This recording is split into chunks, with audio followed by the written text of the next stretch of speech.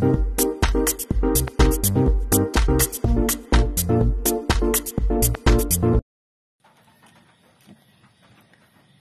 araw ay nagkita ang kalabaw at ang pagong. Nais ng pagong na makipagkaibigan sa kalabaw. Tumawa lamang ng malakas ang kalabaw at sinabi na hindi ang isang tulad mo ang gusto kong maging kaibigan.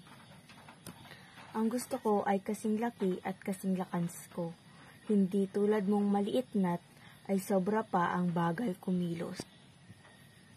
Sobra kang mapang-api. Minamaliit mo ang aking kakayahan. Dapat mong malaman na ang maliit ay nakakapuwing. Napikon ang kalabaw, hinamon niya ng karera si Pagong. Tinanggap naman ni Pagong ang hamon ni kalabaw. Kapag natalo mo ako, pagsisilbahan kita sa mahabang panahon. Kailan mo gustong simulan ang laban? Tanong ni kalabaw. Bukas ng umaga, dito sa lugar na ito, sagot naman ni Pagong.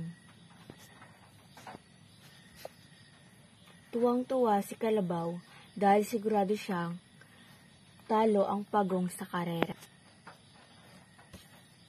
Ang Pagong ay matalino. Kinausap niya ang 4 na kaibigang Pagong.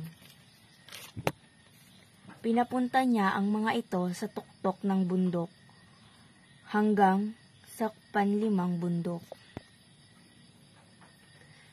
Kinabukasan, maagang dumating si kalabaw. Tulad ng inaasahan, wala pa ang kalaban niya sa karera. Di pa man nagsisimula ay nahuhuli ka na, saad ng kalabaw. Ang unang makarating sa 5 bundok ay siya ang panalo, sabi ng Pagong.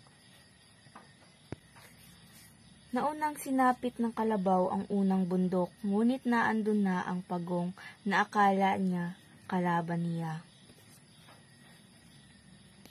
Nagpatuloy sa pagtakbo ang kalabaw hanggang sa 2 bundok. Nang marating niya ay mayroon na namang isang Pagong doon. Galit na nagpatuloy sa pagtakbo si kalabaw hanggang sa 3 bundok. Muli ay may isa na namang Pagong na naandoon, ganun din sa 4 at 5 bundok. Dahil sa galit at pagkatalo ay tinadyakan niya ng malakas si Pagong.